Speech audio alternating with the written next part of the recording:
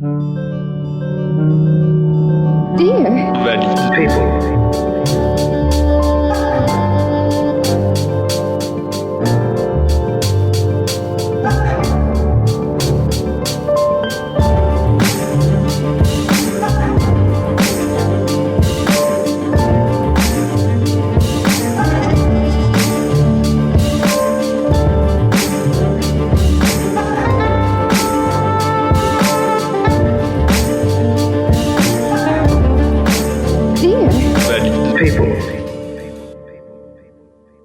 Bonsoir et bienvenue. Merci de votre présence à tous et toutes.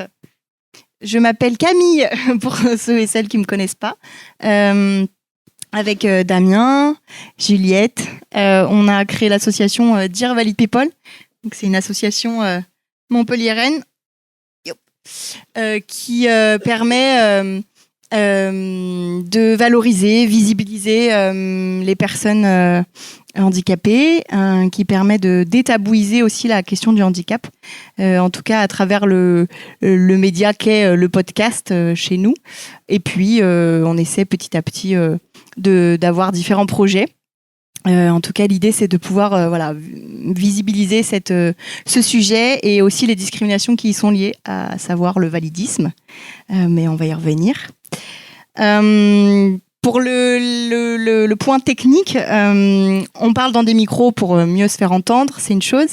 Mais il y a un micro qui va circuler par là, avec Marine. Et donc, quand vous souhaitez poser une question, vous pouvez lever la main et ce micro viendra à vous pour que le son passe au mieux.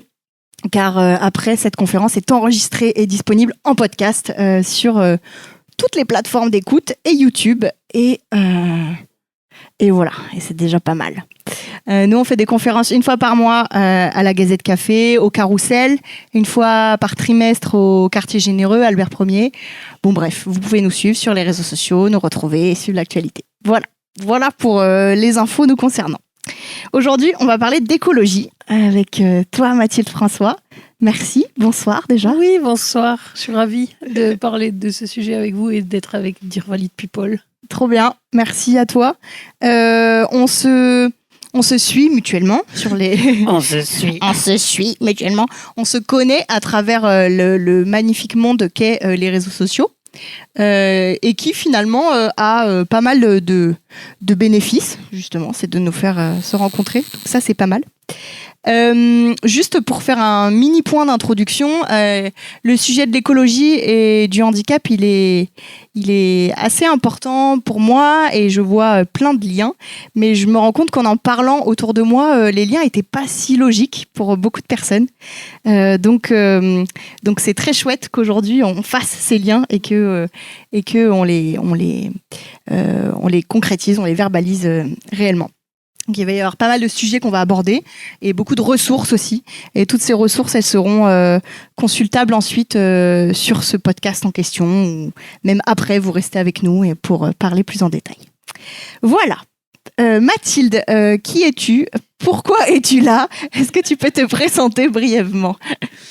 Alors, je m'appelle Mathilde François. J'ai plusieurs casquettes. Je suis artiste, je fais de la bande dessinée. Donc, je tiens un blog dessiné depuis mes études. Donc, ça s'appelle La Vie à croquer sur Instagram ou j'ai un blog aussi pour les gens qui n'aiment pas les réseaux sociaux, comme ma mère qui m'a dit qu'elle voulait savoir ce que je faisais. Donc, j'ai un blog pour ma mère et vous peut-être. Et donc, vous pouvez recevoir dans votre boîte mail sans faire aucun effort mes bandes dessinées au fur et à mesure que je les fais. Et donc, je fais des bandes dessinées, beaucoup de vulgarisation sur la justice écologique et justice sociale. Et donc récemment, ça commence à être de moins en moins récent, mais en devenant handicapée, j'ai assez vite chopé le virus de la lutte antivalidiste. Donc je suis aussi, comme autre casquette, je suis aussi militante. Je suis vice-présidente de l'association des valideuses, qui est une association handi-féministe, donc antivalidiste et féministe, qui s'est fondée en constatant que le mouvement féministe loupait complètement les enjeux spécifiques aux personnes handi. Et donc, en fait, on a plein de manières d'agir différentes. On va à la fois produire beaucoup de contenu, un peu comme vous, Dear Valid People, c'est-à-dire il y a quand même peu de production de contenu en France francophone. Il y en a de plus en plus, mais donc on produit du contenu, on traduit des articles, des fois on écrit des articles, donc on a un blog assez fourni pour essayer de se former les uns les autres, quoi, de constituer notre pensée critique. On essaye de constituer une communauté fière et joyeuse, donc une communauté CRIP, donc on a des espaces en ligne pour ça. Là par exemple pour le 8 mars, on n'avait totalement pas du tout l'énergie d'organiser quoi que ce soit. Et tout le monde nous disait, est-ce qu'il y aura est-ce que vous serez quelque part en France avec un cortège? On sera dans notre lit. Et donc par contre sur Instagram, comme on commence à avoir un peu de visibilité, on a organisé une sorte de... Enfin on n'a rien organisé, on a fait un post qui disait gérez-vous. Mais ça a trop bien marché. Les gens ont fait des binômes partout en France avec ceux qui pouvaient aller manifester, prenaient les panneaux de ceux qui ne pouvaient pas les manifester. Parce qu'on est hyper nombreux en fait à ne pas pouvoir accéder à ces espaces de lutte par fatigue, par inaccessibilité. Donc on fait ça, de la communauté, et on fait du plaidoyer, c'est-à-dire qu'on essaye de mettre nos sujets antivalidistes dans l'espace politique. Donc on essaie de se saisir de l'actualité pour faire ça, sinon jamais les médias ils vous donnent la parole en fait. Donc l'année dernière, malgré le fait que j'en ai rien à faire, je suis devenue une spécialiste des Jeux paralympiques et des Jeux olympiques. Parce que tout le monde était à parler nous des Jeux paralympiques, j'étais à super validisme. Et donc en fait ça marche un peu. Ça marche un peu de se saisir de l'actualité. Et donc on essaye comme ça d'exister dans les médias, parce que juste le terme validisme, il n'est pas du tout approprié. Ne serait-ce que par nos collègues, nos théoriques collègues qui sont les luttes féministes, écolos, de gauche, les syndicats, les partis politiques un peu de gauche de rupture, ils sont mauvais, clairement. Hein, je le dis, je le redis, ils sont mauvais. Donc voilà ce qu'on fait aux Dévalideuses. Et voilà pour moi. Après, moi je suis handicapée, malade chronique, donc j'ai un relatif passing de valide en fonction des jours. Ça, c'est pour le côté militante antivalidiste, et pour le côté écolo. Ah oui, c'est vrai. C'est ça, hein, je te rappelle le sujet de la conférence. Juste au cas pardon. En fait, à la base, je suis agronome. Voilà. Je suis ingénieur agronome. Donc, j'ai fait une formation où je me suis vraiment spécialisée sur la transformation des systèmes complexes, enfin les territoires, enfin les endroits où les gens s'engueulent. Donc, typiquement, vous voulez mettre des éoliennes, ça va barder. Il va y avoir les élus, il va y avoir les habitants, il va y avoir les agriculteurs, il va y avoir les vaches, il va y avoir les oiseaux, il va y avoir les chauves-souris. Et il va y avoir les gens qui veulent construire les éoliennes, il va y avoir EDF. Donc, tous ces gens-là, ça va être des gens qui parlent d'un même problème avec on va dire, des approches différentes. Donc moi, j'ai une formation très écolo, j'ai bossé pas mal avec l'action publique sur la question écologique, et en fait, je fais le lien tout le temps. Pour moi, le lien, il est évident en permanence entre les luttes sociales que je mène avec ma casquette militante et l'urgence écologique. Donc j'ai été un peu militante écolo, mais justement, ça s'est assez vite arrêté. Parce que assez vite, j'ai physiquement pas pu suivre. Alors justement, allons-y, ça va être la première partie de cette conférence, car la conférence est un petit peu organisée, oui quand même, s'il vous plaît. Justement, c'est le premier sujet où tu parles de burn-out militant et professionnel, et qui a amené justement à ce rapport au handicap et ensuite à l'antivalidisme. Est-ce que tu peux nous expliquer un petit peu cette historique-là et quelles ont été les suites ? En fait, aussi ridicule soit, j'ai fait un burn-out en essayant de parler de décroissance, c'est-à-dire que j'ai dit à tout le monde, il faut ralentir. Et moi, j'ai subi j'ai subi un ralentissement de mes capacités physiques et énergétiques. C'est-à-dire qu'en fait, j'étais à la fois dans un job d'accompagnement de l'action publique sur la transition écologique et d'autres politiques publiques, et à la fois militante autant que je pouvais à Alternativa à Paris. Et en fait, dans les deux cas, la forme que prenaient ces actions-là était très éprouvante. Par exemple, le job que j'avais, c'était un job où on faisait semblant qu'on avait un corps qui était sans vulnérabilité. C'est-à-dire qu'on prenait le train, le lundi on était à Lyon, le mercredi on était à Chambéry, on faisait des allers-retours comme si on avait pris le métro, quoi. Et donc ça, et aussi la lutte écolo, j'adore, hein, j'admire immensément les luttes de la désobéissance civile, et en même temps, moi, physiquement, j'ai assez vite été complètement incapable d'accéder à des espaces où tu t'entraînes à faire le sac à patates en cas que les CRS t'attrapent pour te bousculer. Et donc, bon, tout ça à un moment, j'ai été exclue de tout, de mon espace militant et de mon travail. J'ai été déclarée inapte. Les BD que je fais sur Insta sur ça s'appelle inapte, parce que j'aime bien la notion d'inaptitude. C'est inapte à quoi? Au début, c'était ma grosse angoisse d'être inapte. Et après, j'ai dit, mais en fait, non, c'est eux qui sont inaptes à me garder. Et en fait, l'inaptitude, elle est contextuelle, comme la notion de handicap, en fait. Et donc là, tu reprends du pouvoir. Donc voilà, donc effectivement, il y a eu un moment comme ça où j'étais exclue de tout ce qui comptait pour moi et de tous les espaces où je faisais ce qui avait du sens, à savoir essayer de faire du sbeul par rapport à l'urgence écologique. Contextuel. Contractuel. Ok. Et juste par rapport à cette question de maladie chronique, comment est-ce que c'est arrivé dans ta vie, cette notion-là, et puis tu vois, est-ce que tu arrives à avoir une idée de l'origine Mais je fais une tête parce que moi j'ai prévu une conférence, mais genre où je parle plus de moi du tout. Pardon. Toi, tu poses des questions sur ma life, mais avec plaisir, j'adore, parce qu'en plus, j'ai une conf gesticulée dans laquelle je raconte quand même pas mal ma vie. Mais là, j'avoue, je m'étais pas mis dans un mode, mais je vais vous raconter ma vie. Pas tant. Avec plaisir.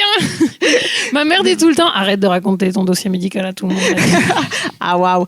Non, sans rentrer dans trop de détails, mais en tout cas, pour essayer de bien comprendre, tu vois, le lien. Ça a du sens, parce qu'en fait, la chronicité... Enfin, c'est marrant parce que c'était la conclusion que j'imaginais, mais en fait, la chronicité, c'est quelque chose qu'on comprend mal, qu'on conceptualise mal. Et pour moi, on est très fort à gérer les crises. À un moment, il y a une période où j'avais des symptômes si forts que parfois, sans prévenir en plus, je perdais la marche. Enfin, c'est-à-dire, j'étais debout et d'un coup, j'étais plus debout. Et donc, j'avais des crises comme ça de douleur et où je faisais une sorte de malaise et où je marchais plus. Un jour, j'ai fait ça en allant à la médecine du travail. Et je crois mon corps, elle a dit non, je crois pas. Et là, j'ai été prise en charge par les pompiers qui m'ont amenée aux urgences. Et moi, j'étais contente. J'étais en mode, voilà, on a atteint une crise, on va pouvoir s'affoler. Ils vont enfin s'affoler et chercher, parce que j'étais en plus en une relative errance médicale. Et quand je suis arrivée aux urgences, ils m'ont dit, mais vous avez mal à combien? Bon, moi, j'ai mal à 12/10, tu vois, genre le truc où t'es en mode, dépêchez-vous que ça s'arrête. Et ils m'ont dit, mais vous avez mal comme ça depuis combien de temps? Et j'ai dit, honnêtement, depuis 2 ans. Et là, ils se sont détendus. Ils ont dit, ah, mais cool alors. C'est-à-dire qu'en fait, le fait que ce soit chronique, ça les a désengagés. Parce que, bon, c'est normal, il ne faut pas leur en vouloir, c'est les urgences. Les urgences, ils sont là pour t'empêcher de mourir si tu es en train de mourir. Mais n'empêche, ce que je veux dire, c'est qu'on est bien plus outillés collectivement pour penser l'urgence. D'un point de vue climatique, c'est pareil. On a des pompiers, les pompiers, on est organisés en fait. On est relativement organisés pour les inondations, pour les incendies. En fait, les crises, les moments de pic, on est outillés, mais même pour les concevoir. De dire, il y a eu un gros incendie, il faut faire des dons, il faut reloger les gens. Mais la chronicité, le côté, il y a une tendance qui n'est pas en plus linéaire, c'est-à-dire qui n'est pas progressive et si simple, mais dans mon cas de santé, comme dans le cas de l'urgence planétaire, on a une augmentation de la fréquence et de l'intensité des événements extrêmes. Et que ce soit ma crise à moi de douleur où je tombe dans la rue, ou que ce soit un incendie n'importe où, ou des événements sévenols, comme peut-être ici vous connaissez bien, en fait c'est le même modèle. Et on est collectivement nuls pareil.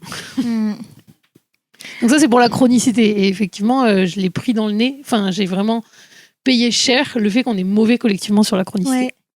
Ouais. Et j'imagine que tu le constates aussi au quotidien et dans le rapport à la chronicité, mais on va y revenir. Tu dis une phrase dans cette conférence gesticulée qui est assez incroyable, mais peut-être on y reviendra aussi. Tu dis, le handicap m'est tombé dessus comme le changement climatique tombe sur la société. Ouais, grave. Est-ce que tu peux nous expliquer ça? C'est-à-dire que en gros, moi, je raconte, enfin, comment dire, je vois plein de parallèles dans ce que je vous raconte là, dans on va dire l'emballement d'une tendance qui était déjà là depuis le début. Des fois, je me dis le GIEC, dans ma vie, vous savez, le GIEC, c'est le groupement international des études du climat. Donc, c'est un rassemblement de plusieurs centaines de scientifiques dans le monde qui vont faire un bilan de où est-ce qu'on en est de la catastrophe et qui ont récemment bien expliqué que c'était bien la faute de nos activités humaines. Moi, mon GIEC, c'était mon père, quoi. J'ai mon père, il m'a dit toute ma vie, Mathilde, tu brûles la chandelle par les deux bouts. Mathilde, calme-toi, demain il fera jour. Des phrases de daron, comme ça, vous savez. Demain il fera jour, ça voulait dire demain tu pourras faire ce que tu avais prévu de faire aujourd'hui. Fais-en moins. Moi, j'ai entendu ça toute ma vie.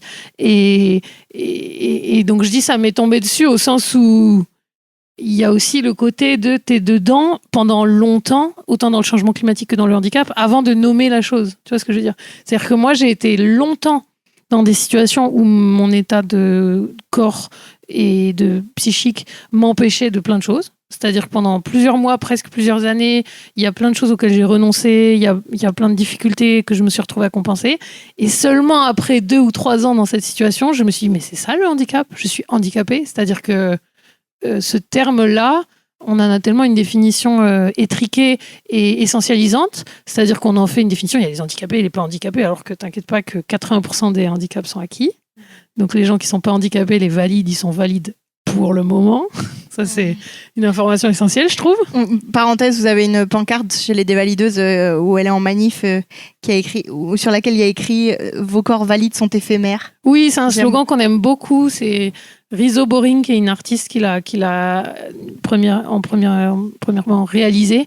Et en fait, on voit que cette pancarte, elle est tout le temps réappropriée parce que je pense que ça fait du bien à tout le monde. Et d'ailleurs, on dit souvent, tant que vous avez de l'énergie, battez-vous pour les droits des personnes handicapées parce que quand vous serez handicapé, vous aurez moins d'énergie pour le faire. Et donc, effectivement, il y a ce truc aussi de t'es dedans longtemps avant de te dire « Ah, je suis dedans ». Tu vois ce que je veux dire ? Je suis vraiment concernée. Oui, je comprends. Je voudrais qu'on parle du sujet de l'écologie. C'est-à-dire, j'aimerais que tu donnes une définition de ce que c'est l'écologie. Et est-ce que l'écologie, ça rime automatiquement avec le militantisme ? Là, en fait, c'est marrant parce que les termes, ils vont être, on va dire, ils vont mûrir dans la réflexion publique collective. Donc, par exemple, en ce moment, validisme, c'est pratique parce que les gens qui disent validisme et antivalidisme, il y en a tellement peu que tu sais que c'est des copains globalement. C'est-à-dire, tu sais que c'est des gens avec qui tu partages des valeurs assez radicales et exigeantes parce que t'inquiète pas que les centristes et les macronistes, ils disent pas validisme. Mais quand on aura réussi nos objectifs de diffuser ce terme, tout le monde va dire on est anti-validiste. Et ça va être plus compliqué de trier qui c'est qui fait semblant, qui c'est qui est sérieux. Et pour l'écologie, on en est à un moment où tout le monde dit écologie et il faut beaucoup creuser pour comprendre qui parle réellement de décroissance et de justice sociale et de décolonialité et qui parle de greenwashing et de se donner bonne conscience et de planter un arbre à chaque personne qui prend l'avion. Et donc, l'écologie, bien sûr, elle a toute une histoire du terme de la science de la maison, quoi, et de la science de là où on vit et de notre environnement au sens complexe du terme avec lequel on interagit. Mais c'est un terme qui a été hyper... je sais pas, je pense que c'est dénaturé. Oui, en tout cas, qui a été, en étant popularisé, qui du coup est employé pour désigner plein de réalités très différentes.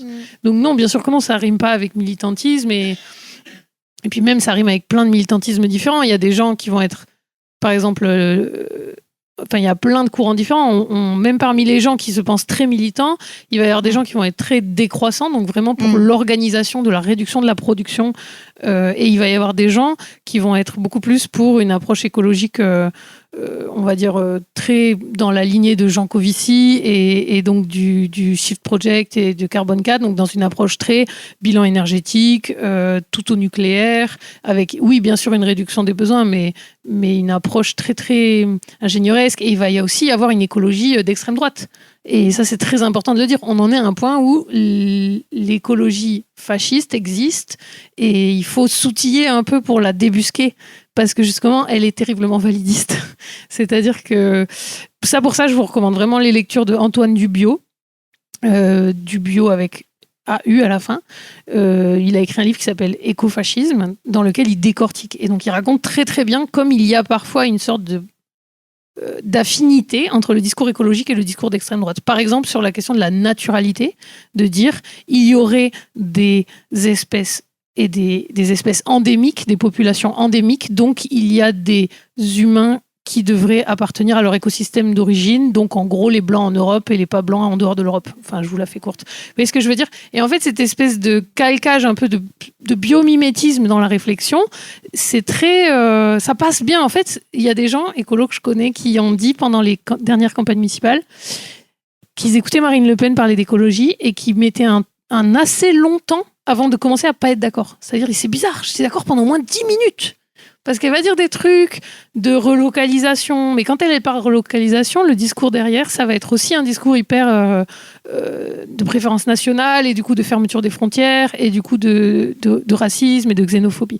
Et d'ailleurs, une autre manière dans laquelle l'écologie peut être d'extrême droite, c'est que il y a un discours très on va dire, malthusianiste, c'est-à-dire que les faibles crèvent, quoi. La loi de la jungle, la loi de la jungle serait naturelle. Et ça, c'est hyper validiste et c'est hyper fréquent dans le discours d'extrême droite qui se déguise en discours écologique en disant, j'en sais rien, moi, le changement climatique. Enfin, on a trop assisté les gens, parce que c'est ça, hein, les boucs émissaires de l'extrême droite, c'est les étrangers et les assistés, entre guillemets.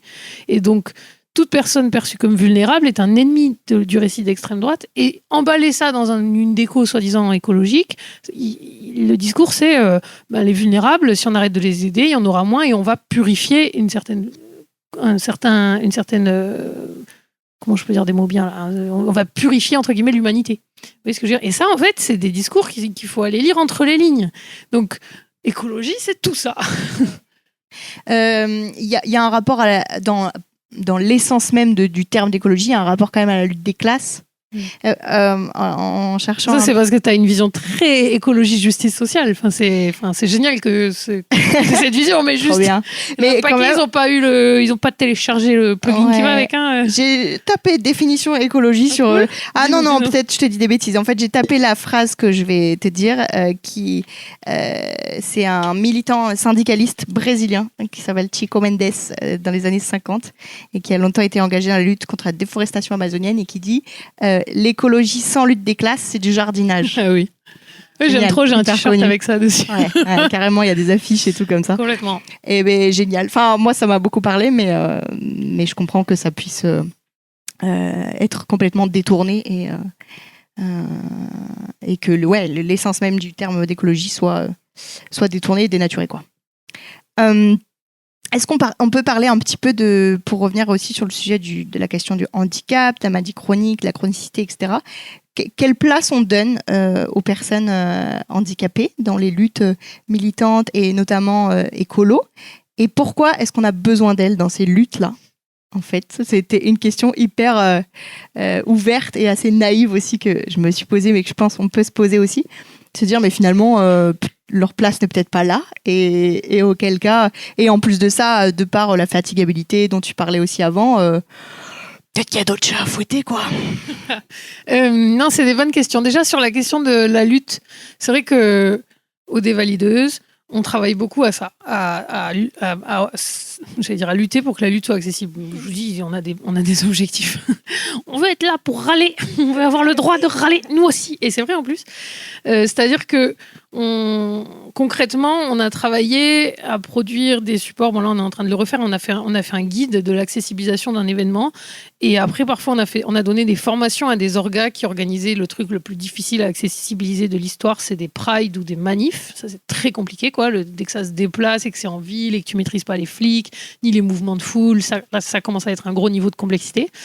Et en fait, ce qui est important, c'est de comprendre que l'accessibilité, c'est vraiment plein de choses différentes. C'est-à-dire que des fois, on se dit, accessibilité, c'est l'accessibilité PMR, personne à mobilité réduite. Donc, est-ce que quand on est une personne à mobilité réduite, on a accès. Déjà, ça s'est jamais gagné, au sens où c'était un objectif de 100% d'accessibilité PMR à la loi de 2005 sur le handicap. Là, ça fait 20 ans de la loi. Il n'y a pas la moitié des établissements qui accueillent du public qui ont atteint cet objectif. 70% des demandes de dérogation sont acceptées. Le résultat est catastrophique. On est passé de 100% de nouveaux logements construits accessibles PMR à 20% comme objectif. Donc, ça, c'est une première accessibilité. Mais après, il y a plein d'autres accessibilités qui sont méga importantes, comme par exemple l'accessibilité sensorielle. Donc, il y a plein de personnes qui sont empêchées d'aller dans des espaces trop bruyants ou avec des lumières trop agressives. Il va y avoir l'accessibilité de la vélotypie ou de la LSF. Donc, comment est-ce qu'on retranscrit nos contenus ?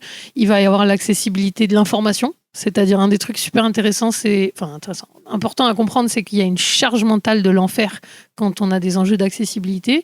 C'est-à-dire que on essaye, nous, de dire aux organisations, il faut que vous disiez bien dans votre communication à quel point c'est accessible. Parce que ce qui est super fatigant, c'est de devoir mener l'enquête avant d'aller à un événement, ou bien d'aller à l'événement et de réaliser que c'était pas accessible. Et si on l'avait su, on serait pas venu. Donc, il y a déjà ça, c'est rendre accessibles les événements, communiquer sur cette accessibilité et rendre la communication accessible. C'est-à-dire les réseaux sociaux, il y a plein de manières de rendre les images et les textes plus accessibles, faire des textes alternatifs pour les images, améliorer les contrastes. Donc ça parle d'accessibilité visuelle. Et en plus de ça, au niveau de l'accessibilité, il y a un truc, c'est que on croit souvent que, tu vois, tu organises un événement. Tu es une dizaine, j'en sais rien, organiser un festival. Tu dis, toi, Julien, là, tu vas être responsable accessibilité. Bon, ben, ça, c'est une erreur. C'est un échec. Ça y est, vous avez déjà raté votre accessibilité. Parce que l'accessibilité, c'est pas que est-ce qu'il y a des rampes partout. C'est est-ce que les gens qui sont handicapés ne vont pas vivre des micro-agressions validistes non-stop. Et comme ça, on a un exemple. On a une collègue, elle est allée à Paris, elle est allée l'année dernière à un événement dans un lieu qu'on sait être assez accessible. Et ben, elle voulait accéder à se garer à une place spéciale personnes handicapées. Elle s'est fait incendier par la meuf de la Sécu qui lui a dit, si vous conduisez, vous n'êtes pas handicapé. Et je le sais, ma sœur est handicapée. C'était l'argument au top. Donc, alors que notre pote en question, elle descend de sa voiture, elle déplie son fauteuil, elle monte dans son fauteuil. Enfin, en fait, il faut jamais rien supposer. Ça, c'est un truc qu'on dit tout le temps en formation. Il faut jamais rien supposer sur les handicaps des gens parce que tout est possible. Et donc, c'est horrible. Elle s'est fait incendier. L'autre l'a accusée en plus de mentir. La Sécu est arrivée. Ça a failli partir à l'interpellation physique. Donc, bien notre pote, elle a vraiment eu peur. Bon, après, comme elle a vraiment une force incroyable, elle a décidé qu'on allait leur donner une formation à toute l'équipe du lieu sur l'accès. Bon, on les a fait raquer, vous inquiétez pas, ils ont vu la facture. Mais n'empêche, ça... oui, c'est bien. Voilà, en gros, moi j'étais d'avis que ce soit pas elle qui donne la formation parce que je trouvais ça dur, mais elle, ça lui faisait un chemin de réparation. Enfin, elle trouvait. Incroyable. Moi, j'étais là, moi jamais de la vie je forme les gens qui m'ont agressé, mais non, mais ce qui est intéressant, c'est que vous voyez, si les gens sont pas formés, t'as un truc qui est pas accessible non plus. Aussi parce qu'il faut tout le temps improviser quand tu rends quelque chose d'accessible. Et du coup, il faut que tout le monde soit capable d'improviser, pas dans une logique validiste. Et pour ça, il faut que tout le monde soit formé. Donc, l'accessibilité, c'est tout ça, plus l'organisation du travail. Donc, les réunions de 3 heures, là, ça, c'est pas accessible. Alors, attends, on va y revenir sur l'organisation du travail, des fonctionnements. Mais juste pour terminer sur rendre accessible ton événement et tes espaces, etc. Est-ce que tu es pour le déploiement et développement aussi de moyens humains mis en place, enfin de moyens humains, vraiment, c'est une entreprise capitaliste, quoi. Mais dans le sens... si justement on n'est pas tous formés et tous hyper techniques et experts de l'accessibilité pure et de ce dont tu as besoin, machin, c'est peut-être pas exactement ce dont tu as besoin même si le handicap est hyper similaire. Donc est-ce que tu es et vous êtes pour accessibiliser des événements et des manifestations où finalement il y a plusieurs personnes ressources et personnes référentes, quitte à ce que finalement tout soit pas parfait, mais parce qu'on compose aussi avec l'humain, quoi. Oui, carrément. En fait, nous, on donne des conseils aux dévalideuses. Et après, l'année dernière, on s'est dit, on va organiser une grosse soirée Crip and Queer, donc une soirée dans laquelle on a programmé que des personnes handies, dans laquelle on a essayé que ce soit le plus accessible possible. Bon, c'est bien, on a pris la leçon de tous les conseils qu'on donne tout le temps. C'est-à-dire, il y a eu tellement de bugs. Et en même temps, on a fait ça. C'est-à-dire qu'on avait... Déjà, on s'est associé avec des valides, parce que nous, à 21h, on était là, je veux me coucher. Pourquoi on organise une soirée alors qu'on est fatigué? Et donc, déjà, on a bossé avec des valides. Et ensuite, on a fait ce truc de personnes ressources, aussi pour qui étaient bien formés, pour dire à tout moment vous êtes outillés pour improviser. Donc on avait aussi un coin calme, parce que mine de rien, ça c'est un truc d'accessibilité qui n'existe jamais dans les luttes. Parce que la lutte, on valorise beaucoup. La désobéissance civile, donc l'usage de son corps, la manifestation. Donc ça c'est pareil, c'est un truc qui se déplace dans l'espace public. Alors qu'il y a plein de modalités de lutte qui sont depuis le lit. Et moi j'en ai besoin, sinon je peux plus lutter. Et par exemple aux dévalideuses, on a tout dématérialisé, on fait tout en vidéo. Quand les gens ils ont fait une réunion en présentiel, on a dit mais c'est quoi cette blague, il va me falloir tellement d'énergie pour venir et pour assister à la réunion. Et c'est pas toujours idéal, mais en tout cas c'est une manière d'accessibiliser la lutte et aussi de pas faire que valoriser l'usage du corps comme je sais pas comment dire, il y a un peu une héroïsation des personnes qui sont en situation de se mettre en danger, on va dire. Et c'est vrai que ça fait des belles... Comment dire, c'est très symbolique, c'est puissant. Hein. Même nous, aux dévalideuses, on l'a fait. On a fait de la désobéissance civile. Bon, c'était hyper fatigant et on l'a payé assez cher, physiquement parlant. Ouais, carrément. Enfin, quand tu imagines le militantisme, tu imagines aussi des grandes figures, qui vont en manif, qui vont corps et âme, se mettre sur le devant de la scène. Tu imagines des grèves de la faim qui durent. Enfin, t'as raison, il y a ce rapport au corps qui est très très prégnant, mais parce qu'il est spectaculaire et parce que tant que t'es pas dans un extrême, mais à tout niveau, et ça c'est valable pour tous les sujets, quand tu n'es pas dans un extrême de quelque chose, on parle pas de toi en fait. Médiatiquement. Mais c'est vrai, si on donne des exemples, Thomas, comment il s'appelle, le type qui avait fait sa grève de la faim pour lutter contre l'A69, l'autoroute entre Castres et Toulouse, effectivement, en fait, je sais pas comment dire. C'est un choix de militantisme qui est, comme tu dis, qui a ses avantages et ses inconvénients. Mais moi, vu de l'extérieur, je me dis, mais qu'est-ce qu'on fait pour... comment on lutte quand on est fatigué et quand on peut... Et quand il est hors de question de se mettre en grève de la faim. Mais c'est peut-être pas pour dire que c'est des mauvais moyens de lutte. C'est pour dire comment est-ce qu'on fait des luttes complémentaires. D'ailleurs, sur les luttes, il y a le documentaire Crip Camp, sur Netflix, mais il doit être aussi sur YouTube. YouTube. Voilà.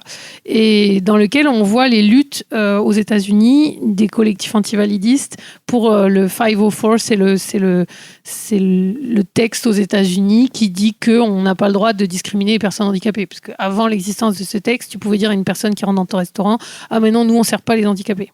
Pour vous dire le niveau...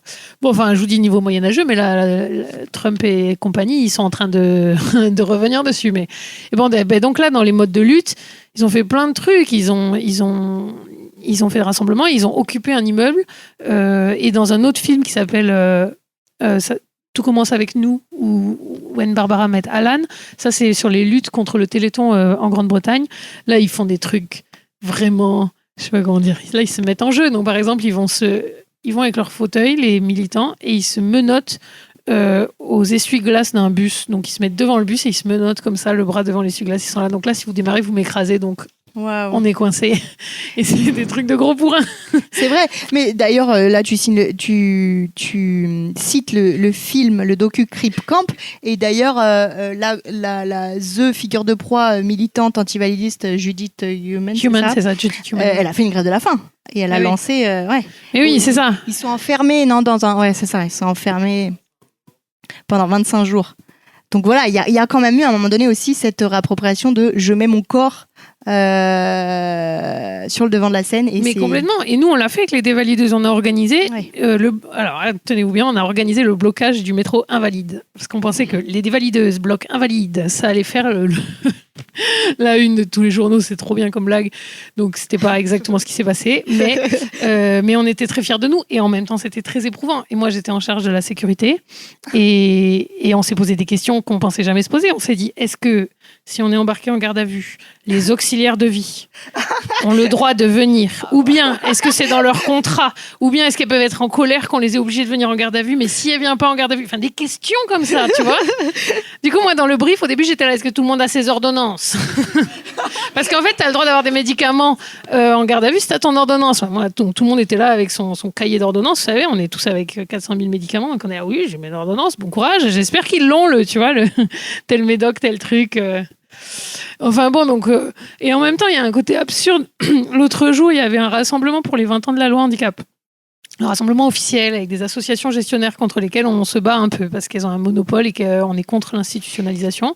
Alors, attends, petite pause. Garde ton idée en tête. Explique très brièvement ce que c'est pour vous l'institutionnalisation et les assos gestionnaires. Oui, en gros, en France, dès lors qu'on a besoin d'assistance dans la vie, on vous envoie vers l'institution, donc des espaces médicalisés qui sont au niveau de l'ONU décriés et décrits comme des lieux d'atteinte aux droits humains, dans lesquels il n'y a pas assez de liberté, dans lesquels il y a plein aussi la structure permet la violence.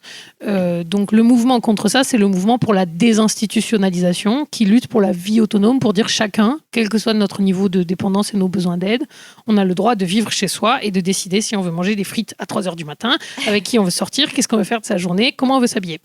Et aussi, il y a un truc avec choisir ses soignants. Donc ce mouvement-là, en France, on est vraiment très mauvais. L'ONU nous allume assez régulièrement pour dire vous avez vraiment pas du tout mis en place un mouvement de désinstitutionnalisation. Et en France, ça nous arrange politiquement de dire les associations gestionnaires, vous gérez justement, vous faites la gestion des personnes handicapées et comme ça, personne n'a besoin d'y penser. Et donc, le problème, c'est que ces associations-là sont souvent des interlocutrices pour les politiques du handicap, alors que nous on pense que ça devrait être nous, les militants anti-validistes, les interlocuteurs pour les politiques du handicap. Donc il y avait un rassemblement pour les 20 ans de la loi, un peu comme ça avec le gratin du ventre mou, donc les associations gestionnaires, et puis Artus, le réalisateur du film Un petit truc en plus, et puis des anciens parasportifs qui sont très très inspirants. Donc il y avait toute cette clique, et nous on avait dit on va essayer de faire un rassemblement alternatif à côté, pour montrer qu'il y a d'autres personnes qui ont un autre discours, quoi. En plus, il y avait dans le rassemblement initial, il y avait des gens avec un pancarte handicapés méchants, qui était vraiment un collectif très anti-validiste. On était là, vous êtes avec nous normalement, venez avec nous. Et donc là, on a déployé une très grande banderole, France médaille d'or du validisme. Mais ça a été aussi possible parce qu'il y avait des valides avec nous. C'est-à-dire que sinon, c'est pas possible. La banderole de 10 mètres, laisse tomber. Et là, il y a des gens de l'Orga qui n'étaient pas contents sûrement qu'on soit là, qui sont venus nous voir et qui ont dit vous arrêtez, vous partez, sinon on vous fait embarquer par les CRS. et notre pote des Dévalideuses qui était sur place, interviewé là-dessus, a dit mais moi je me demande bien si les CRS ils ont des rampes pour faire monter les fauteuils, parce que ça m'étonnerait que dans leur camion ils soient capables de nous embarquer, tu vois ce que je veux dire? Génial. Donc il y a un côté où la désobéissance civile des handicapés aussi, c'est méga possible pour le moment parce qu'on est vu comme inoffensif. Complètement. Et qu'ils sont tellement pas outillés pour... Enfin, non, bon, mais... Donc à la fois, il y a des problèmes du côté de la lutte physique avec les corps, et d'un autre côté, on peut le faire nous aussi, voilà. Carrément. Tu dis beaucoup de choses. Est-ce qu'il y a des réactions, questions? Ouais, ici.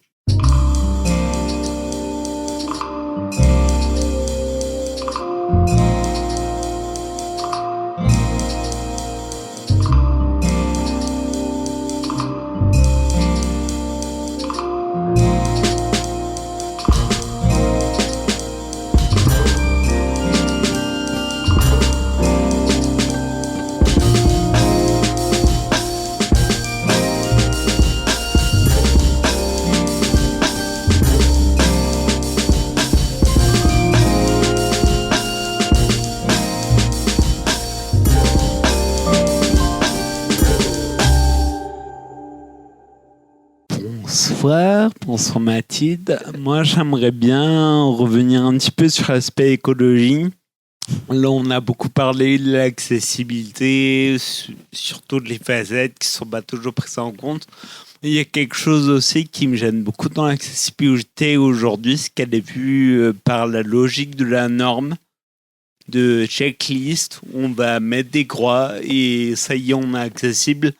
Alors que ça devrait être vu comme un continuum d'expérience, c'est-à-dire que par exemple, je prenais l'exemple de la Pride, et c'est pas on met des rampes, check, on met des trucs, check, on a un endroit calme, check, c'est on a une Pride, c'est une expérience, et comment on la rend accessible, agréable pour tous. Et moi, je peux poser la question parce que je n'y connais rien en écologie pour le coup.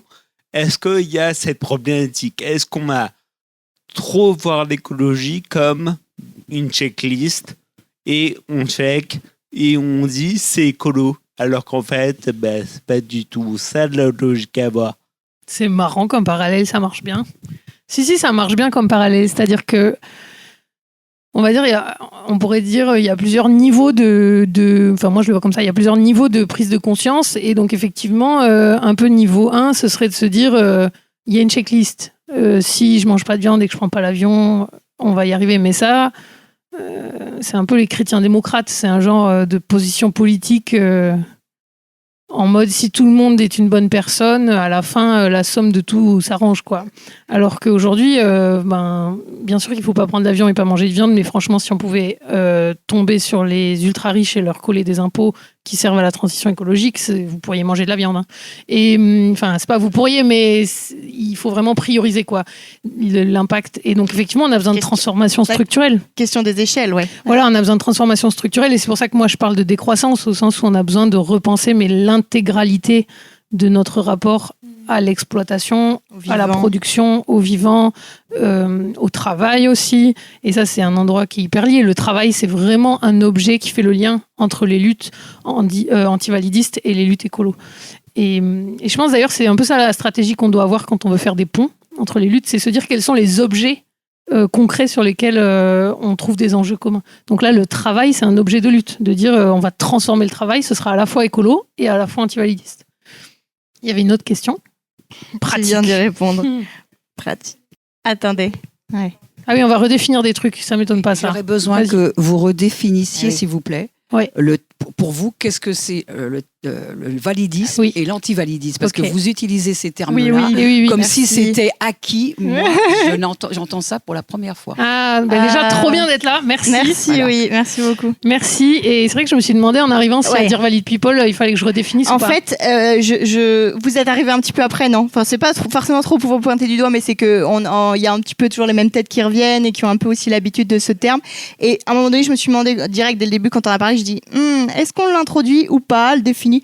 Du bon, ça va peut-être se faire au fur et à mesure, mais merci d'avoir posé la question. Vous avez très très très bon point. Qu'est-ce que pour toi le validisme, Mathilde? Le validisme est un système socio-culturel, économique, organisationnel qui hiérarchise les vies en fonction des capacités. C'est-à-dire qu'en anglais, on dit ableism et ça se traduit par validisme, mais ça se traduit aussi par capacitisme.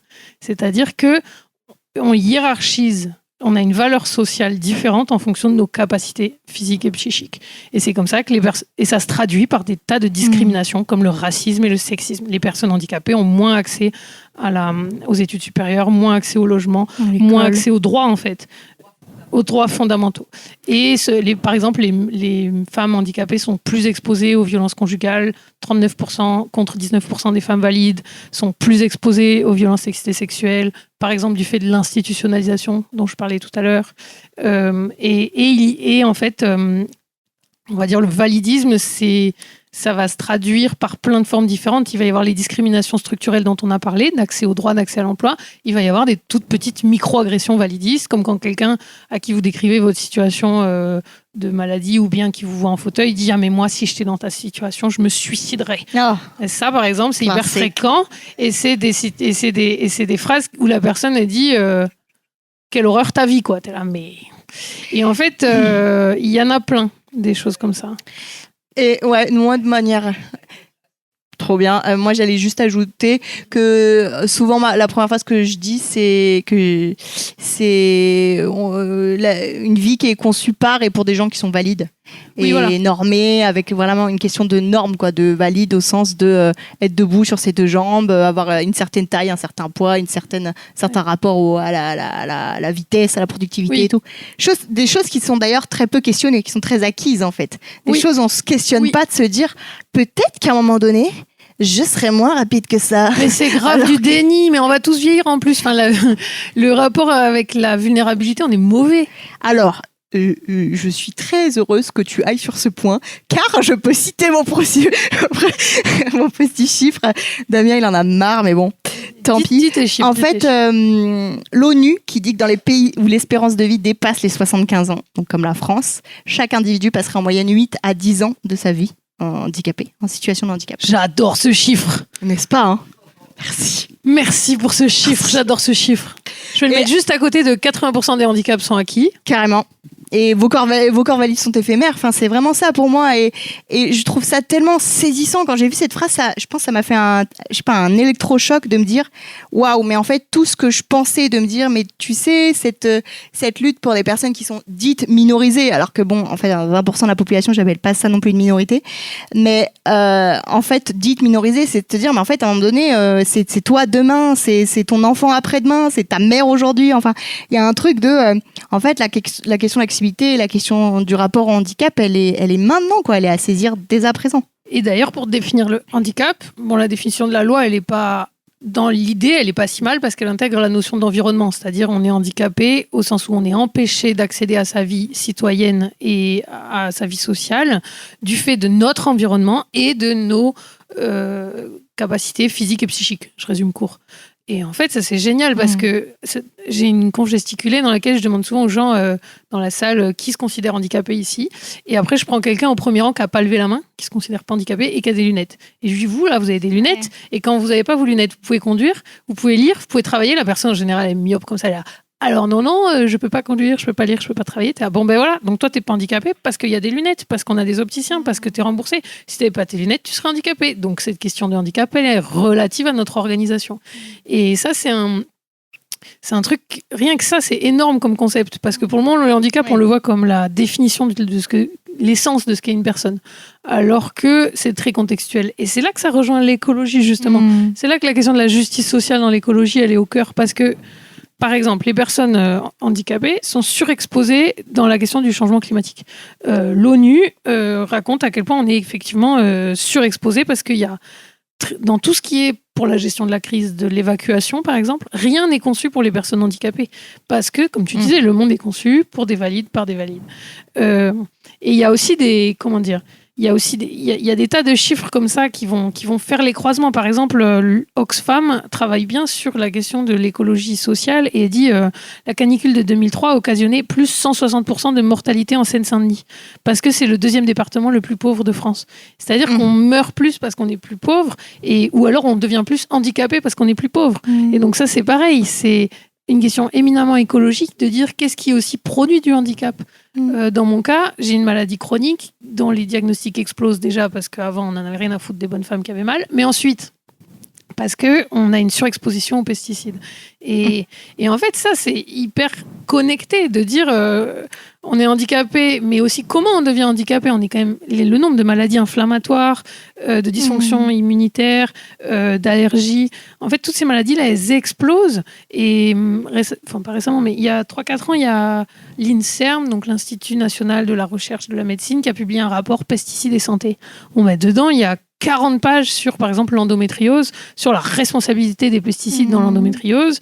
Et là, en fait, tu vois bien que la question écologique, elle devrait s'affoler à cet endroit-là. Enfin, les écolos devraient s'inquiéter qu'on ne rende pas les gens malades et les handicapés et les malades chroniques qui sont tous rassemblés dans des assos par titre de diagnostic là, les endo-girls, les spandipotes. je suis sur tous les groupes Facebook moi. Donc ben, ces gens-là, ils sont organisés par diagnostic, ils sont pas dans une enfin je les ai pas trop vus jusqu'ici faire le lien avec les écolos. Dans la lutte pour, pour cet objet-là aussi, quoi. Carrément. On fait une petite pause, Mathilde. Il y a une question ici et une autre question après. Effectivement, je pense que c'est vachement important d'avoir ces arguments que ça touche tout le monde, etc.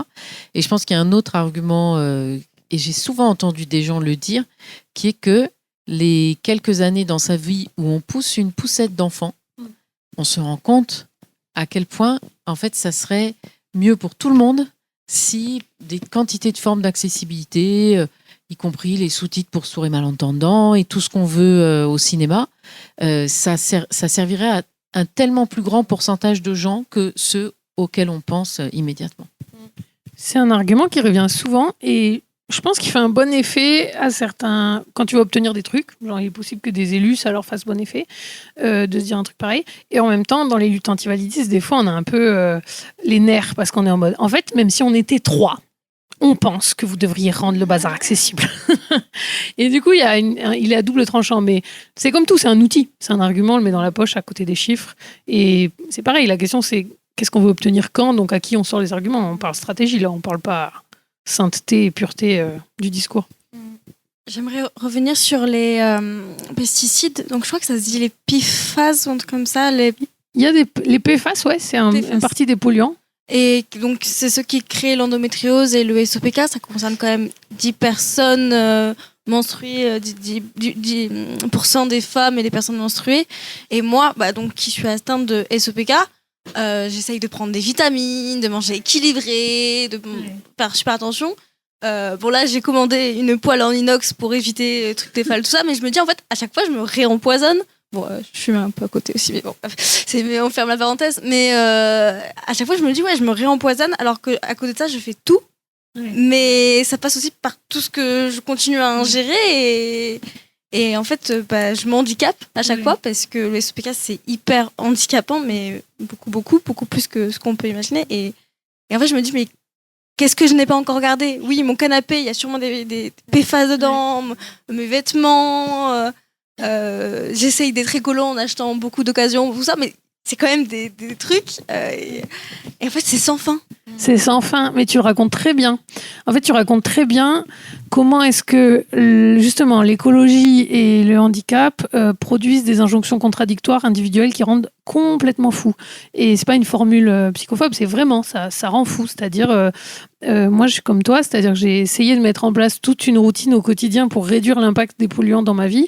Bon, ça me déclenche des troubles du comportement alimentaire. Hein, je deviens complètement orthorexique. Enfin, ce que je veux dire, c'est que c'est insoluble à échelle individuelle. Et c'est ça qui est dur, et c'est pour ça que je pense vraiment qu'on a besoin de Enfin, c'est aussi pour ça que je pense vraiment que l'écologie des petits gestes est une écologie qui est la limite pour nous occuper et pour pas qu'on fasse vraiment les grosses transformations. Et je suis d'accord qu'à échelle individuelle, on fait tous de notre mieux pour essayer de diminuer nos symptômes. Et en même temps, il y a une question de l'échelle collective et de la transformation. Et d'ailleurs, c'est trop bien parce que je voudrais vous parler de... Pause. Oui. Orthorexie, c'est quoi? Ah pardon. L'orthorexie, c'est quand tu deviens extrêmement rigide. C'est un trouble du comportement alimentaire. Donc tu peux être anorexique, tu peux être boulimique, mais tu peux être orthorexique, c'est-à-dire tu commences à compter tes calories. Et des fois, ça paraît très simple. Il y a des gens, ils vont être influenceurs santé, là, ils vont dire j'ai mangé X mille calories, tant de protéines, tant de glucides. Et en fait, ils ont un trouble du comportement alimentaire qui est une obsession pour une certaine rigueur. Mais en fait, ça rend... Parce qu'en même temps, il faut imaginer que les médecins, au lieu de te dire voilà l'adresse d'un collectif antivalidiste écolo, ils te disent faut pas manger de gluten, faut pas manger de lactose, faut pas manger de fibres fermentescibles, faut pas manger de vitamines trucs, faut manger beaucoup de vitamines machin. Alors, ouais, mais bon, tu voulais dire un autre truc. Ouais, mais je suis d'accord avec toi, mais là le truc c'est que il y a un concept aussi derrière les médecins, c'est que en fait, on va voir le médecin pour qu'il nous guérisse, quoi. Parce que on veut une liste de courses, un checklist là de l'accessibilité. On veut une liste de courses de pourquoi j'ai mal là, pourquoi j'ai mal, comment je me soigne, combien de temps ça va prendre et qu'est-ce que je peux prendre pour aller mieux. Parce qu'en fait, il y a quand même cette idée de, encore une fois, on revient à l'idée de l'impermanence et de la chronicité du truc, il faut être guéri, quoi. Il faut se guérir. Oui, ça c'est sûr que c'est encore un endroit complexe où le validisme nous envahit. C'est-à-dire que d'un côté, le validisme, il nous dit votre objectif dans la vie, c'est d'avoir un corps valide ou de vous en approcher le plus possible. Donc si tu refuses, par exemple, si tu dis non, mais en fait, je suis bien, j'en sais rien, moi, je suis bien avec mes aides à la mobilité, je veux pas faire 4012 exercices pour pouvoir être un bipède et avoir très mal tout le temps et être fatiguée. J'ai une copine comme ça, elle est en mode, des fois, elle lâche l'affaire, elle dit, là, je vais prendre un fauteuil et ça, je vais être très bien. Et on la culpabilise pour ça parce qu'elle refuse de tendre vers le corps valide. C'est-à-dire qu'elle refuse de jouer à cette pression qui dit, il faut que mon objectif dans la vie, c'est d'être valide. Et donc il y a ça déjà qui est partout, et en même temps ça ne veut pas dire que tous les médecins peuvent aller à la poubelle, ça veut dire aussi que bien sûr qu'on peut avoir envie de moins souffrir. Aux sous moi j'ai des douleurs chroniques, je peux vous dire que j'aimerais bien que ça s'arrête. Et donc il faut trouver cet équilibre, mais c'est vrai que beaucoup des soignants, une forme du validisme, c'est qu'il y a beaucoup de soignants qui sont méga pris dans cette approche de vouloir nous normaliser. Et Charlotte Puiseux, elle en parle très bien dans son livre De chair et de fer, Vivre et lutter dans une société validiste. Elle dit qu'on l'a beaucoup fait souffrir avec des opérations et des corsets de redressement. Et elle interroge, elle dit mais en fait, qu'est-ce que j'en ai à taper que mes pieds soient redressés, ça change rien à ma capacité de marche. On lui a dit que ça changerait des choses aux douleurs, elle pense que ça change rien à ses douleurs. Et donc en fait, elle dit quel était le moteur de ces soignants. Des fois, et on pense nous, c'est un axe de travail aux dévalideuses, on essaie beaucoup d'intervenir dans des formations de soignants, c'est que les soignants ne sont pas du tout conscients de leur biais validiste, quoi. Mais pour continuer sur cette question de la santé environnementale, il y a un autre endroit où on fait vraiment le lien entre écologie et validisme, c'est les luttes contre les empoisonnements coloniaux. Donc là, je peux vous parler du chlordécone, parce qu'en plus, aujourd'hui, il y a eu une bonne nouvelle. Du coup, le chlordécone, c'est un insecticide qu'on a mis aux Antilles, en Martinique et en Guadeloupe, pendant des années. Il a été épandu... il a été épandu pendant une vingtaine, trentaine d'années. Et en fait, pendant tout ce temps quasiment, l'Organisation mondiale de la santé avait démontré que c'était cancérigène. C'est-à-dire que l'État français, en conscience de la dimension cancérigène du produit, a continué à son épandage. Aujourd'hui, c'est une grosse galère au sens où les humains, les vivants et le sol sont tous empoisonnés. Il faut plusieurs dizaines d'années pour espérer dépolluer le sol, et ça a des conséquences concrètes, ça rend les gens malades et ça les handicape. Donc il y a beaucoup de cancers de la prostate et il y a beaucoup d'autres maladies qui sont moins documentées d'ailleurs, toujours des maladies qui concernent plutôt les femmes et les personnes avec des utérus qui vont être plein de Fibromyalgie. Voilà, fibromyalgie et fibrome aussi, donc des tissus qui ne devraient pas être là où elles sont, etc. Et donc, typiquement, ça, c'est un endroit où c'est une lutte où on voit bien que certaines vies sont moins importantes que d'autres. Par colonialisme et par racisme, empoisonner les personnes aux Antilles, c'était pas très important. Et ensuite, les personnes handicapées par rapport aux personnes valides sont encore plus, encore moins importantes dans la société. Et c'est sûr que et c'est là que pour cette question de santé environnementale, ce qui est aussi important, même si c'est très dur et très fatigant, c'est de se regrouper pour fonctionner en lutte collective. Et c'est ce qu'ils ont fait. Donc là, aujourd'hui, il y a eu le résultat de l'appel, la cour d'appel. Donc l'État français a été condamné à indemniser plus de 1000 personnes antillaises qui avaient porté plainte contre l'État français pour... je vous sors la bonne formule parce que c'est bien spécifique. Ils vont être indemnisés pour Attends que je vous dise ça bien. Enfin, en gros, ça s'appelle pour l'anxiété. C'est-à-dire... c'est vrai. Hein. J'adore. C'est-à-dire que tous les gens qui ont porté plainte ne sont pas malades aujourd'hui. Tous les gens qui ont porté plainte ne sont pas des ouvriers agricoles qui ont été surexposés. Mais tous les gens qui ont porté plainte ont des taux super élevés de chlordécone dans leur sang. Et en fait... l'indemnisation de l'État n'est pas organisée du fait que ces gens sont malades ou vont l'être, il est organisé du fait que ces gens stressent. Et ça, c'est génial. Et c'est, je sais pas quoi, le crime d'anxiété. Enfin, ça, je suis pas juriste, vous avez compris. Ce qui veut dire que... et en fait, ce qui est intéressant dans l'histoire de ce combat, c'est de comprendre à quel point tout a été une lutte, tout ce qui nous paraît logique, c'est-à-dire la reconnaissance de la responsabilité de l'État, même le dépistage. Le dépistage était payant. Si vous vouliez savoir combien de chlordécone vous aviez dans votre sang et dans vos urines, c'était payant. Et il y a un collectif qu'il faut absolument connaître, et moi je vous inventerai, je répète juste leur travail, c'est le collectif Divine, avec 2 I. C'est un collectif de féministes LGBTQIA+, afrodescendantes, qui travaille spécifiquement sur cette question du chlordécone et qui a bataillé pour que juste ça soit gratuit de se faire le dosage. Juste dépister. Hein. Et donc ça, c'est un exemple très concret d'objet, de lutte, pour lequel ces organes ont besoin d'argent, on a besoin qu'il y ait des avocats qui bossent avec eux, on a besoin de faire connaître ce sujet aussi parce que personne ne le connaît.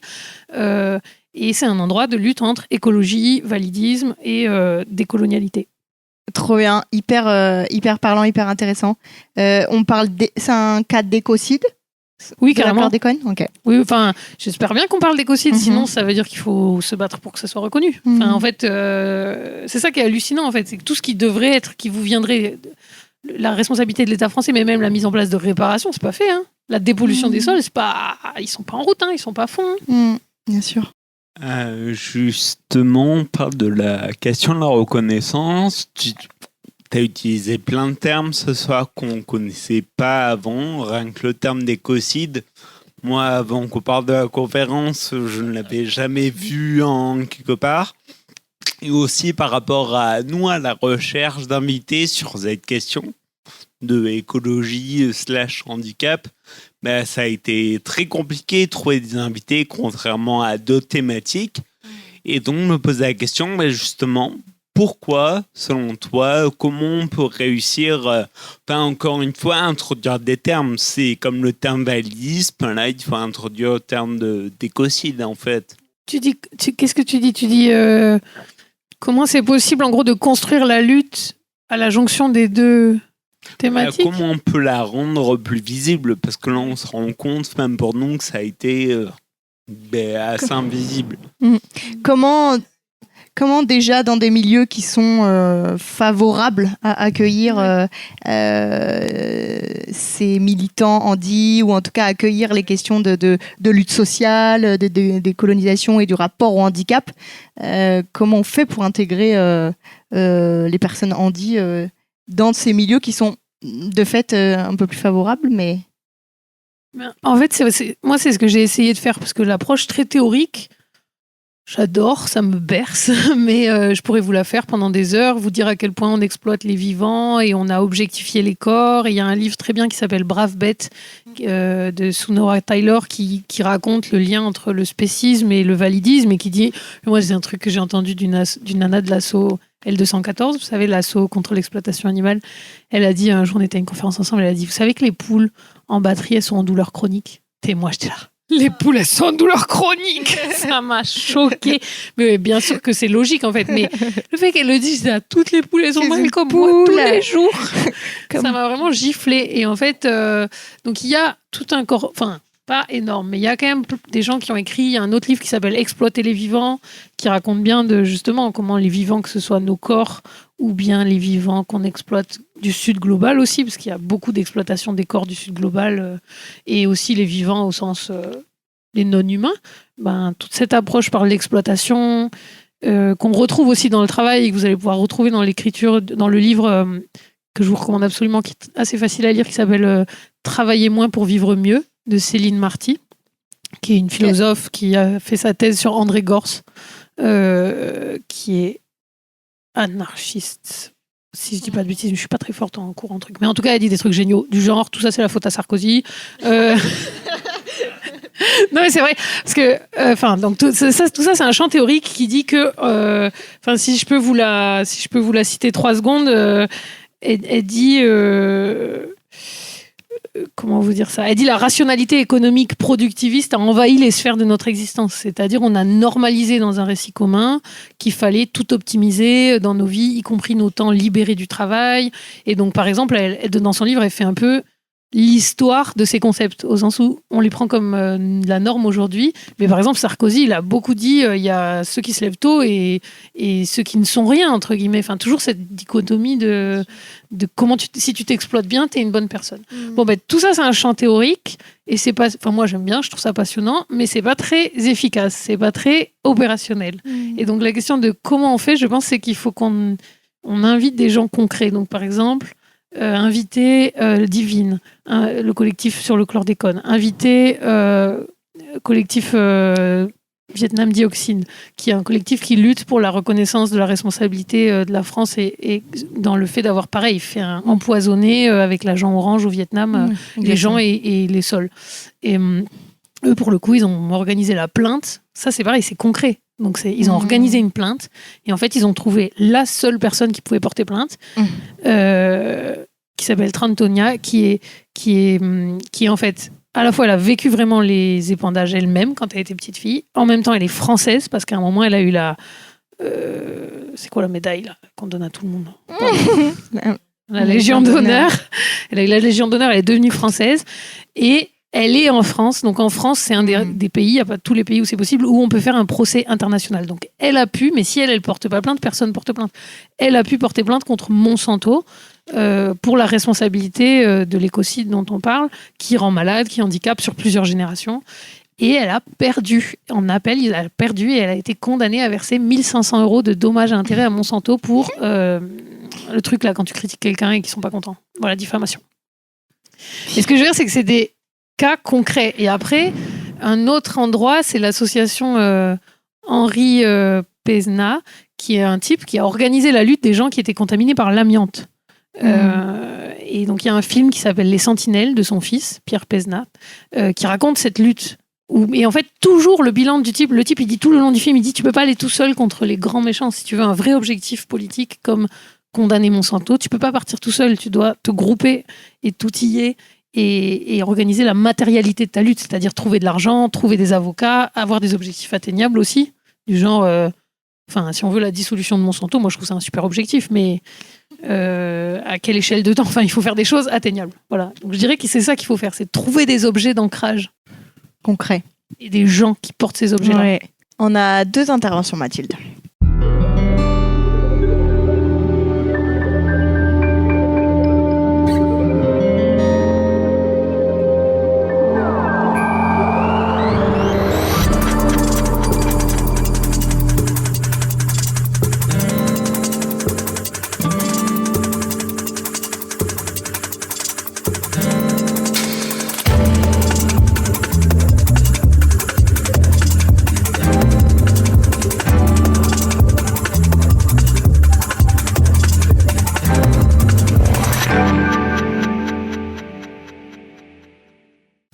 Ouais, je voulais rebondir sur la question des réponses à apporter. Et puis tout à l'heure, l'intervention qui concernait l'impossibilité de se prémunir de toutes les conséquences négatives qui sont liées à la fois à l'écologie et au handicap. Moi, à titre personnel, du coup, je suis plus à l'aise pour lutter positivement, c'est-à-dire en essayant de construire d'autres modèles. Et ce que j'ai commencé à faire depuis que je connais les valideuses et DVP, c'est d'aller au niveau des marges de la société, donc là où des modèles alternatifs sont un peu essayés, et d'y introduire les prérogatives d'inclusion. Et d'ailleurs, le guide d'accessibilisation d'un événement, j'ai commencé à le répandre là où je suis passé. Mais est-ce que, au-delà de la lutte contre, il y a d'autres choses qui sont envisagées pour, certes, à des échelles plus modestes, mais plus, comment dire, philosophiquement plus utopique ou améliorative, transformer comment dire, proposer des constructions qui soient pas uniquement comment dire, qui soient pas uniquement de l'ordre du combat. De l'arrêt, ouais, j'ai du mal. Mais voilà, quoi, que ça soit on ait quelque chose à apporter, là où on peut nous rétorquer, d'accord, mais qu'est-ce que vous proposez, vous, de mieux, quoi. Ça, c'est une question difficile, parce que moi, j'aime trop râler. Non, en fait, je pense qu'il y a des pistes, mais que, par exemple, il y a des pistes, mais qu'elles sont à voir, hein, si on en trouve avec plaisir. S'il y a quelqu'un qui entend ce podcast et qui dit oui, c'est moi la piste, je fais ce que vous dites, il faut vraiment m'écrire, parce que moi je pense que les horizons un peu joyeux et on va essayer de pas dire inspirants, mais en tout cas qui donnent du pouvoir aussi, ça a des enjeux de réappropriation. Par exemple, un des dessins qu'on a au Dévalideuse qui nous sert d'iconographie, c'est une nana qui est en train de réparer son fauteuil roulant avec un chalumeau. Et je pense qu'il y a un truc à creuser du côté des low-tech. Je pense qu'il faut que les low-tech se saisissent de se réapproprier. Vous savez, comme quand tu apprends à faire ton four solaire, je pense qu'il y a un espace où tu apprends à bidouiller ton fauteuil roulant. Par exemple, on a une copine, elle a une roue motrice devant son fauteuil roulant. La roue motrice, elle est trop bien, sauf que dès qu'elle prend la pluie, elle est cassée. C'est quand même déprimant.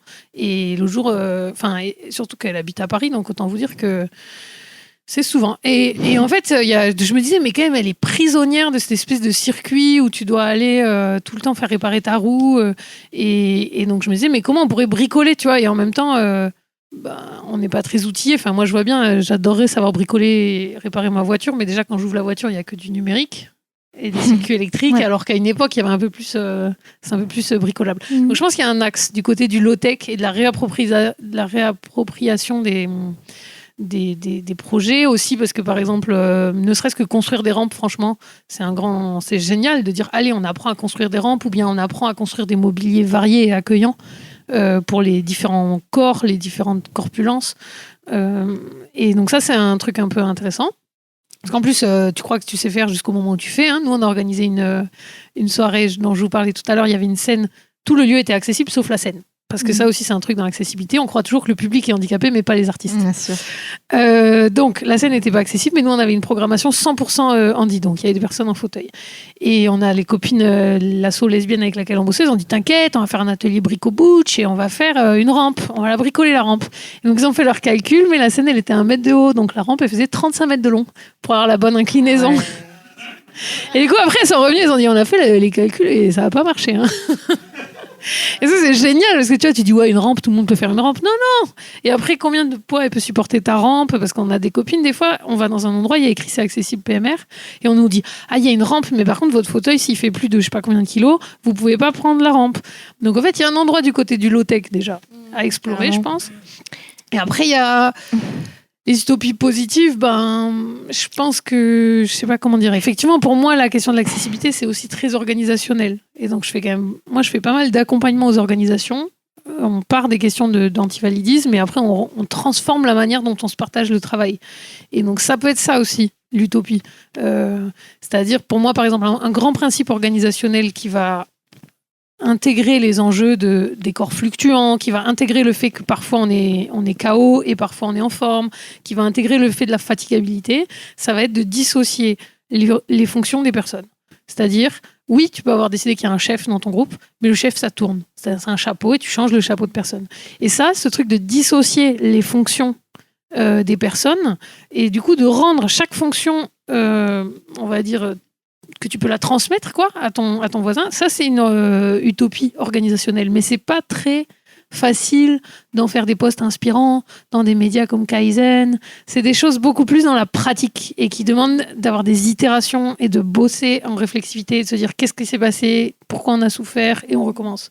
Et moi, c'est l'endroit qui m'intéresse le plus, la transformation organisationnelle du travail. Carrément. Ouais, et puis l'idée aussi d'avoir un tout n'est pas et ne sera pas parfait dès le premier tour. Ah oui, bah là, c'est sûr. Et c'est OK, en fait. Enfin, juste essayons de reconstruire et de réorganiser ensemble, quoi. Hein? Attends, il y a du monde avant toi, oh. Je sais pas trop comment dire ça, mais je m'interroge sur le fait que, comme on est dans une société qui se veut individualiste, où on doit être indépendant, quand on est handicapé, on est forcément à des moments dépendant. Je m'interroge à quel point on peut s'investir et convaincre des personnes handicapées de s'investir dans des causes militantes, que ce soit l'écologie ou autre. Moi, ça m'est déjà arrivé, en dehors des dévalideuses, de proposer à des personnes handicapées, ça te dirait pas de venir à cet événement, à faire ça. Et en fait, déjà, je me suis confrontée à l'institutionnalisation, au fait que beaucoup de personnes en fait handicapées que je contactais n'étaient pas actives c'est un peu violent comme mot, non, n'étaient pas maîtres complètement de leur de leur temps et maîtresse de leur temps et c'est mes parents qui gèrent mes papiers, c'est ça. Et en fait les personnes voilà, et il y avait ça, il y avait aussi je me suis dit le fait que quand on est militante, c'est quand même mieux de travailler en groupe, et que travailler en groupe, c'est accepter de demander de l'aide à des moments, et alors que la société nous renvoie toujours l'image que c'est honteux, qu'il faut pas trop se montrer. Combien de fois j'ai vu, alors que moi j'étais en train de pousser une gueulante parce qu'il y avait un truc hyper validiste à côté de moi, et d'autres personnes handicapées qui disent non, on peut pas déranger, vraiment pas, désolé, non, on va pas faire d'histoire. Moi je te demande, mais si, on va faire des histoires, voyons. Et des fois où moi aussi justement j'ai été cette personne timide qui dit non, mais je veux pas déranger, je veux pas.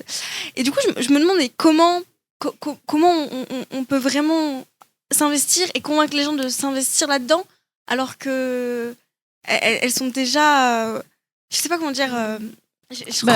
Crever, empêcher, mais bien sûr. Et pour qui c'est acquis que cette limitation des droits, c'est de fait, quoi. C'est pas, le monde n'est pas fait pour eux, et on va pas venir trop re-questionner ça, quoi. Oui, et puis même si tu le re-questionnes, après, t'es pas arrivé quand même, hein. T'es pas arrivé. Parce que je veux dire, c'est que, enfin, l'autre jour, par exemple, j'ai écouté il y a un podcast qui a été commandé par la Sécu, mais qui est très bien. Je vous le dis parce que je suis dedans, hein. Qui est très bien parce que c'est un podcast sur le travail dans lequel ils disent un truc vraiment qui résume tout, qui disent en fait quand tu travailles et que tu es handi ou malade chronique, tu as vraiment une sorte d'accumulation des problèmes. C'est-à-dire déjà tu dois travailler, ce qui en soi est un problème. Ensuite, tu dois gérer tes symptômes, ce qui te rend la vie difficile, ta fatigabilité, les trucs. Et ensuite, tu dois gérer l'adaptation, parce que les autres sont nuls et que le poste n'est pas adapté, même quand il est adapté. Et du coup, tu dois gérer cette espèce de surplus, c'est-à-dire la charge mentale, d'anticiper, de faire tes demandes d'accessibilité, etc. Et donc, c'est sûr que c'est 100 fois plus dur. Et c'est pour ça que... c'est marrant parce que ce week-end, j'étais éclatée au fond du lit alors que je ne rêvais que d'une chose, c'était d'être en manif pour le 8 mars. Et j'ai fait un dessin, parmi les bandes dessinées que je fais sur mon blog, j'ai fait un dessin où je disais la révolution, oui, mais dans la limite des cuillères disponibles. Et les cuillères, c'est un modèle. Je définis les termes. Oui, merci. Je t'ai vu réagir genre en mode please stop. Non, les cuillères, c'est un modèle pour parler de la fatigue chronique. La fatigue chronique, c'est un terme pourri. Il faudrait dire l'épuisement permanent, parce que la fatigue chronique, on dirait que c'est léger, mais en fait, c'est un enfer. Les cuillères, c'est un modèle qui dit, par exemple, le matin, tu as un certain nombre de cuillères et prendre une douche va te consommer 2 cuillères. Et donc, si le matin, tu te réveilles avec 40 cuillères. Ok, tu prends une douche, il t'en reste 38, tu peux faire plein d'autres trucs dans ta journée. Mais si le matin, tu te réveilles avec 6 cuillères, je peux te dire que tu te demandes si tu vas prendre ta douche. Tu te dis, est-ce que ça vaut vraiment la peine ? Pas vraiment. Je me suis lavée hier. Voilà. En fait, c'est bon pour la planète. Exactement. Donc en fait, ce truc des cuillères, c'est une manière de dire, de matérialiser les inégalités en énergie. Moi, je suis épuisée par les transports et quand j'ai une pote qui me dit on fait rendez-vous à moite-moite, à de la moitié de la distance, c'est pas du tout juste parce que moi, ça va consommer 80% de mon énergie le déplacement. Il faudra que je fasse une sieste avant et une sieste après, alors qu'elle va pouvoir enchaîner si elle est en forme. Et donc, cette histoire des cuillères, je pense que c'est essentiel pour se mobiliser, soit et pour mobiliser nos proches, c'est essentiel de le prendre en compte, c'est-à-dire de bien dire aux gens, en fait, qu'est-ce que tu penses que tu pourrais faire qui te conviendrait le mieux ? C'est-à-dire que je pense qu'on est obligé avec ce qu'on appelle le creep time, donc l'approche du temps par l'approche Andy creep, ça veut dire Andy est fier de l'être. C'est un mot anglais. En anglais, c'est cripples, ça veut dire les rampants, les estropiés. Et ça a été réapproprié pour en faire une fierté. Donc, on parle de creep time, on parle de creep justice, on parle de creep plein de trucs. Le creep time, c'est une approche du temps comme ça qui dit on est obligé de quitter l'approche par le résultat pour passer par une approche par le processus. C'est-à-dire que si tu dis l'objectif, c'est d'avoir organisé un festival à telle date, tu vas te cramer parce que l'objectif, c'est le festival à telle date. Tous les gens qui travaillent dans l'événementiel le savent. Ils vont très mal. Ils s'épuisent. Parce que l'objectif, c'est le résultat. Alors que, pour moi, je pense que pour mobiliser dans les luttes antivalidistes, il faut fonctionner avec un objectif de processus. C'est-à-dire de dire, choisis pas l'action qui va être la plus impactante, qui aura le plus de résultats. Choisis l'action que tu pourras le mieux faire, que tu pourras faire sans trop souffrir, que tu pourras faire le plus longtemps, qui te donnera le plus de joie. Parce que sinon, déjà, de base, je pense que c'est bon pour tous les militants, ça. Mais ensuite, je pense que c'est vraiment bon pour tous les gens Andy qui veulent faire quelque chose. Parce que sinon, c'est trop dur. Et comme tu dis, tu dois déjà te battre contre le validisme. C'est déjà énormément de travail d'être la personne qui se bat contre la discrimination et de devoir éduquer les gens qui te discriminent. C'est énervant quand même. Moi, ce que tu dis, ça m'inspire beaucoup. Je sais que t'aimes pas trop ce mot, mais en fait, quand tu dis réfléchir par processus, moi, ça me rappelle beaucoup l'accessibilité, et notamment l'accessibilité de jeux vidéo. C'est là où moi je travaille. Ou pareil, il y a un peu cette difficulté à passer à du pratique. On reste sur du très théorique. On se met aussi des attentes et une envie de résultat de rendre accessible un maximum de personnes. Et sauf que moi, je leur dis non, faut essayer, faut le faire. C'est durant la production que ça va se faire. Et moi, pour ça, je dirais que ça revient à la peur de l'inconnu et d'embrasser l'inconnu et d'aller sur des marges. Là où aujourd'hui, dans la société capitaliste, on a une obligation de rentabilité, mais il n'y a pas cet espace de faire des essais, d'essayer et de faire le processus. Comme tu dis, on est obligé d'avoir un minimum de résultats parce que sinon, en fait, on est out. Donc voilà, moi, ça me faisait rappeler. C'est très très juste, oui. Ça. Au sens où il y a très peu d'espaces qui matériellement permettent ces postures par le processus. Et c'est pour ça que je trouve que l'antivalidisme, il est nécessairement anticapitaliste ou un minimum antilibéral, en fait, parce que ces approches libérales d'optimisation et d'urgence, elles sont éminemment validistes et c'est pour ça aussi que qu'avec les sphères écologistes sérieuses décroissantes pour la justice sociale, on a un ennemi commun, c'est-à-dire c'est pour ça qu'on a besoin de construire les conditions du tâtonnement aussi et organiser le ralentissement. Tu t'arrêtes direct parce que tu vois que je reprends. Ouais, vas-y. Vois juste peut-être aussi pour faire aussi une réponse peut-être à l'intervention juste avant celle de Damien, c'est de dire aussi que la question des luttes anti-validisme, mais surtout la question de la réappropriation du corps des organisations, ça demande aussi d'avoir une conscientisation de soi-même et de ses propres limites. Et là, quand tu parlais des cuillères, c'est très parlant, très, très imagé, mais en fait, ça demande quand même de prendre conscience que factuellement, tu as des limites par rapport à d'autres, mais surtout que factuellement, tu dois composer avec et t'adapter avec dans une société où on pousse pas forcément justement à l'adaptation et à ce que disait Damien, d'aller un peu vers l'inconnu. Parce qu'en fait, ça amène peut-être à un moment donné d'aller vers l'inconnu, quoi, et de ce qui est valable le lundi ne l'est peut-être pas forcément le vendredi, et d'être un peu constamment en redéfinition, quoi. Et en même temps, c'est fatigant, hein, ce truc-là, de jamais être stable, en fait. Oui, et tu disais tout à l'heure, tu as dit ce truc, qu'est-ce que les personnes handicapées peuvent enseigner au mouvement écologiste. Ma conférence gesticulée, la première fois que je l'ai jouée, c'était dans un festival de la décroissance, et c'était clairement ça le titre. C'était qu'est-ce que les personnes handicapées et l'antivalidisme peuvent vous enseigner. Et typiquement, cette gestion de la fluctuance qu'on est obligé de vivre avec nos corps, c'est une gestion nécessaire dans un monde qui nous échappe, pour le coup, au sens où les valeurs de départ du jeu sont tout le temps en mouvement. On est dans des situations où il faut tout le temps réimproviser, réinventer, donc il faut tout le temps faire des boucles, c'est-à-dire dire bon, qu'est-ce qu'on a fait jusque-là, qu'est-ce qu'on en a pensé, et qu'est-ce qu'on va faire pour changer. Et c'est vrai que à titre, on va dire plutôt à échelle individuelle, hein, mais parler de fluctuation et assumer nos limitations, c'est vrai que ça fait flipper. Et tu sens bien que tu casses l'ambiance quand tu commences à dire ça je peux pas, ou bien là je peux pas aujourd'hui, ou bien là je peux pas marcher, ou j'ai des grosses douleurs. Et je pense que on est bien confortable dans le déni quand on est valide, quoi. Au sens où je pense vraiment que les personnes handicapées, on rappelle aux valides que c'est possible de pas être comme ça. Ça les fait flipper. Clairement. Et je pense que une organisation qui, par exemple, un truc qui est intéressant, c'est de demander les besoins aux gens. De dire, c'est quoi tes besoins pour être confortable. Ça permet d'éviter, c'est une bonne pratique, ça permet d'éviter de supposer des trucs, ça permet d'éviter de dire des choses essentialisantes ou des choses qui généralisent, quoi. Et puis ça permet aussi de s'adapter à la fluctuance. Mais ça prend du temps, mais honnêtement, ça vaut la peine que les valides ou les gens qui organisent, ils demandent. Sinon, c'est trop. Enfin, ça réduit la difficulté de dire, voilà ce dont j'ai besoin. Si personne te le demande, c'est trop dur de dire, les gars, j'ai besoin de ça. Faut vraiment être très énervé ce jour-là, quoi. Donc, il y a quand même un truc de qui pose la question, ça permet de faciliter le fait de dire, oui, j'ai que 2 cuillères, j'ai besoin d'un siège mou et de pouvoir faire la sieste. Écoutez-vous et écoutons-nous, quoi. Mathilde, je suis désolée de te dire que cette conférence prend fin.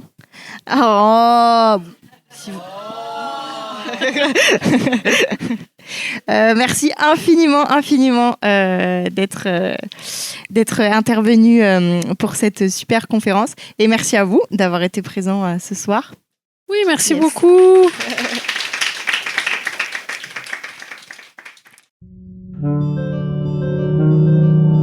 Dear Valid people,